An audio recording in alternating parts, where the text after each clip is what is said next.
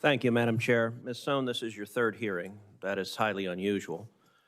One of the reasons that you've had three hearings is that in the first hearing, you went through the entire hearing without disclosing the sweetheart settlement concerning low caste. And the entire purpose of the second hearing was when that came to light. You actively misled Ranking Member Wicker when he asked you in writing about the $32 million settlement. You did not correct the record that it was, in fact, only 2% of that amount, $700,000. You also disclosed at that second hearing that you never notified the White House of this sweetheart deal, even though you signed it literally the day after they announced their intention to nominate you. My question is this: do you think that your failure to disclose the secret deal to this committee and your failure to disclose it to the White House, do you think that reflected poor judgment, yes or no? No, I answered Senator Wicker's question honestly, okay, and on advice of counsel. No, you don't think it was poor judgment? No, I do not, because I was bound by the confidentiality agreement of the settlement. With respect, no, you were not. The confidentiality agreement, section 6.0, prohibited you from communicating with the media or the press. The last I checked, the United States Senate is not the media or the press.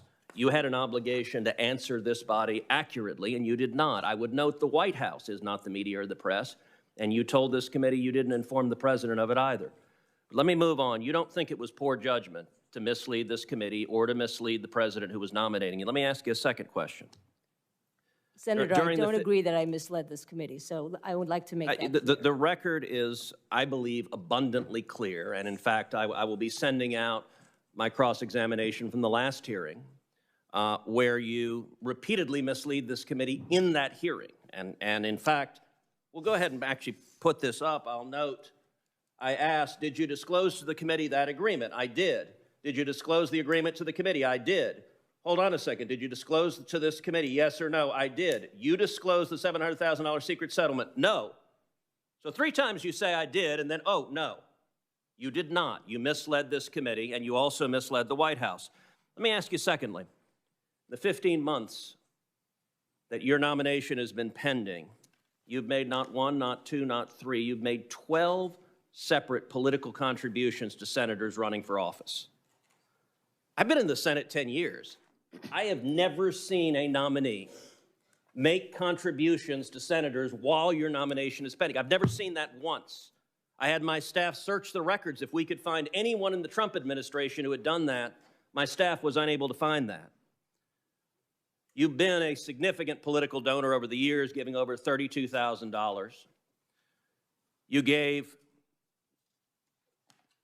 Do you believe it was poor judgment to give 12 separate political contributions to Democrat senators while your nomination was pending? Senator, I'm a citizen who just wanted to participate in the Democratic process. Do you think it's poor judgment to cut checks to senators who are voting on your nomination while it's pending? No other nominee that we can find has ever done that. Do you think it was poor judgment? Relatively small donations? No, I don't. It was over $1,000, $32,000 over your life. Well, that's over my life. Well, over $1,000 while your nomination was pending. All right.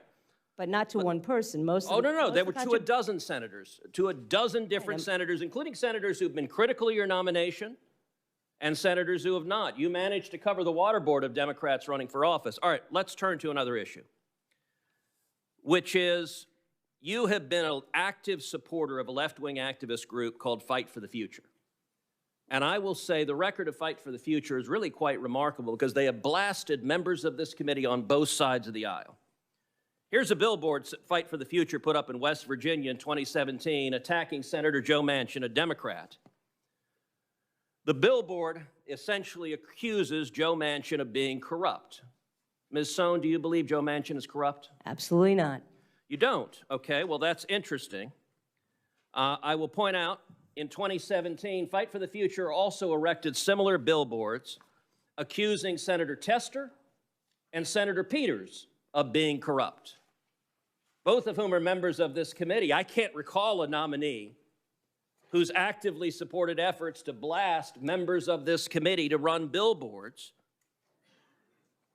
Senator, may I address that, please? You may. When you say actively, I give every single organization with whom I work on net neutrality, $100 contributions at the end of the year. Ms. Sohn, with Doesn't mean I agree with their respect, tactics. the time is limited, and yes, it does, because after they put up the billboards attacking Manchin, Tester, and Peters as corrupt, afterwards, you sent this tweet. Just made my end-of-year donation to this organization, urging others to do it after they did that. And because the time is limited, I'll note, this group also blasted Marsha Blackburn, Dan Sullivan, and Roger Wicker, and astonishingly called for Chairwoman Cantwell to be fired. And after each of those, to be removed from as chairwoman of this committee, after each of those, you supported it. And in fact, I want to turn to the final point, the Roger Wicker one, where this group protested and said, you're buying a senator, and you said you don't support their tactics. I'm going to point out, you tweeted, well done, to this radical group who blasted the former ranking member of this committee and saying that his donors were trying to buy a senator. If they were trying to buy a senator, were you trying to buy senators when you made a dozen contributions? Senator, I did not know, number one, that that was about Senator Wicker. Number two, I was criticizing Senator Roger Wicker right there. Okay, well, that is literally what you retweeted was his name. That's fine, but I was actually criticizing the donors and not criticizing the senator. Senator Markey. Thank you, Madam Chair. I have known Gigi Sohn for 30 years. Ms. Sohn is one of the single most qualified candidates for any position to ever come before the Commerce Committee for confirmation. We knew that before Ms. Sohn testified before this committee in December of 2021 as President Biden's nominee for the FCC based on her decades of service protecting the public interest, that she had an outstanding record. And we certainly know that now, as Ms. Sohn comes before the committee for a third time, that her record is historically good. Since President Biden selected Ms. Sohn, she has become the subject of smears, double standards, and personal attacks. And let's be clear, it's not just Ms. Sohn who has suffered during this process. The American people have suffered as well, because in the time when telecommunications policy and broadband are more important than ever, the Federal Communications Commission, the expert agency, has been missing a commissioner.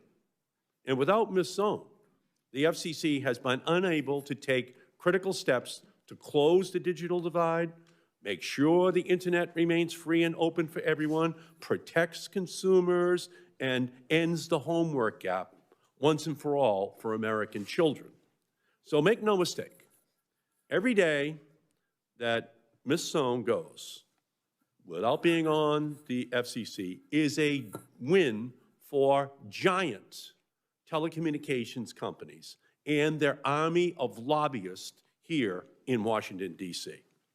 It is a loss for the American people. And why do the giant companies oppose Ms. Sohn? Because she believes in Darwinian, paranoia-inducing competition in the telecommunications field. She believes in consumer protections.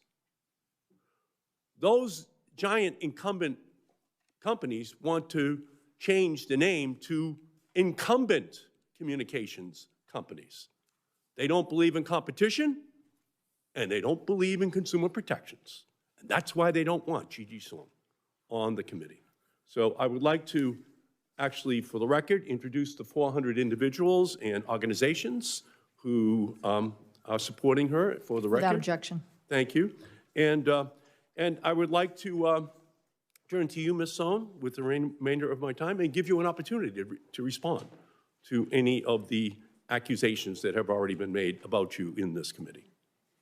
Yeah, I'd actually like to address something that Senator Thune talked about an alleged leak at the FCC. And what he's talking about was an Inspector General report, 2016, 7 years ago, where the Inspector General found that because Chairman Wheeler had authorized me to speak to the press about something that was non-public, that it became public. So there was no leak, and the Inspector General cleared everybody of wrongdoing. So I think it's really important to understand that when you're talking about my honesty and integrity, the IG report found no wrongdoing, and there was no leak. That is a meme that keeps getting repeated, and that just frankly drives me a little bit nuts. The other thing I wanted to discuss was back to the Locast case. The Locast case was never about money. Even before I joined the board in 2019, 2 months after the case was filed, the parties agreed that this case was not about piracy, that it was about whether Locast qualified for an exemption as a nonprofit under the copyright law. And that's why this case has never been about money. What the networks wanted and why they settled was because they wanted Locast gone. And that $32 million was just put in a public document in order to scare away the next Locast.